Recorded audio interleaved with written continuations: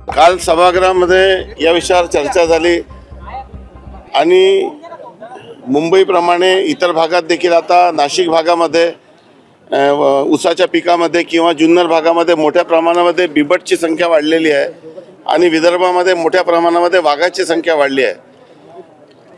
या सर्व परिस्थितीचं फार गंभीर परिणाम झालेला आहे।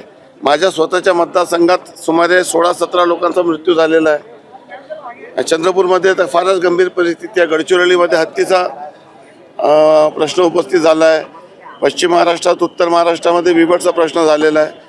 लोकसंख्येची वाढ ही सातत्याने गंभीर प्रश्न झालेला आहे आणि वन्य प्राण्यांच्या संख्येत वाढ झाल्यामुळे त्यांना जो अधिवास आहे तो आता अपुरा पडत आहे। टायगरची टेरिटोरियल फाईटमध्ये टायगरची डेथ होत आहे आणि या सर्व परिस्थितीमध्ये आता मोठ्या प्रमाणामध्ये ग्रासलँड डेव्हलप करणे, हर्बिव्हरची संख्या वाढवणे, जर वाघ आणि बिबट वाढलं असेल तर त्यांना लागणारा जो खाद्य आहे त्याची देखील संख्या वाढली पाहिजे। आता लोकसंख्या नियंत्रण कशी आणावी, म्हणजे वाघाची आणि बिबटची संख्या कशी नियंत्रणात आणावी हा देखील एक गंभीर प्रश्न आहे। या संदर्भामध्ये केंद्र शासनाशी राज्य शासनाची चर्चा सुरू आहे। माझी स्वतःची माननीय वनमंत्र्यांसोबत बैठक झालेली आहे दोनदा। एक मुंबईला उच्चस्तरीय बैठक झालेली आहे आणि या बैठकीत अनेक उपाययोजना मी या ठिकाणी सुचवलेल्या आहे। शेवटी वन क्षेत्रात राहणाऱ्या ज्या शेती आहे ती शेती करणं देखील कठीण झालेलं आहे। या सर्व परिस्थितीवर आता जर आपण फॉरेस्टच्या वेबसाईटवर गेले तर आपल्याला लक्षात येईल की एक मुख्यमंत्री वन व पर्यावरण धोरण आपण या ठिकाणी तयार करून शासनाला दिलेलं आहे।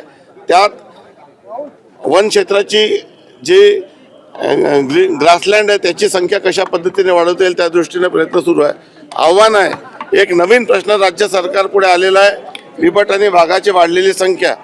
या प्रश्नावर कालच सभागृहात झालेल्या चर्चेनुसार आता रिजन वाईज बैठक पुढील 3 दिवसात होणार आहे आणि या प्रश्नाला, या आव्हानाला समोर जाण्यासाठी जे जे आवश्यक ती कृती आहे ते सर्व केली जात आहे, पिंजरे दिले जात आहे। शेवटी अशा पद्धतीच्या बिबटला पकडणं थोडंसं अडचणीचं असते, परंतु वन विभाग आणि पोलीस विभाग या संदर्भामध्ये कारवाई करत आहे। हे बघा, आपण जर जुना इतिहास तपासून पाहिला तर वाघ देखील शेकडो किलोमीटरचा प्रवास करत असतो। शेवटी टेरिटरी त्यांची वेगवेगळी असते आणि नागपूर जरी इथं असलं मुंबईसारखं, परंतु नागपूरच्या चारी बाजूला म्हणजे इथं पेच अभयारण्य आहे, काटोलपासून नरखेडपासून हिंगणापासून तर रामटेक, पारशिवनी, उमरेड, करांडला सर्व हा भाग वनाने व्याप्त आहे। क्रॉसिंग करणे ही एक फार नैसर्गिक प्रक्रिया आहे। कॉरिडॉर त्यांचा असतो आणि जेव्हा त्यांना जागा मिळत नाही तो नवीन टेरिटरी शोधत असतो आणि शोधून तो या ठिकाणी आलेला असतो। हे बघा, पर्यावरणाचा समतोल राखणं हे आता अतिशय महत्त्वाचं आहे। माणसाची संख्या वाढली त्या पद्धतीने वन्य प्राण्यांची संख्या वाढवण्यासाठी आपण खूप कठोर कायदे केले। जेव्हा संख्या कमी होती तेव्हा हे सर्व कायदे खूप आवश्यक होते, परंतु आता संख्या वाढणे हा देखील एक नवीन प्रश्न उद्भवलेला आहे। माणसाचा जीव वाचवणं खूप महत्त्वाचं झालेलं आहे। राज्य सरकार या विषयावर सर्व आमदारांची बैठक घेऊन या अधिवेशनातच अजून काही योग्य निर्णय करता येईल का, AI टेक्नॉलॉजीचा वापर आपण करत आहोत, मार्वलला आपण काम दिलेलं आहे। सर्व पद्धतीच्या आवश्यक त्या खबरदारी शासन घेत आहे।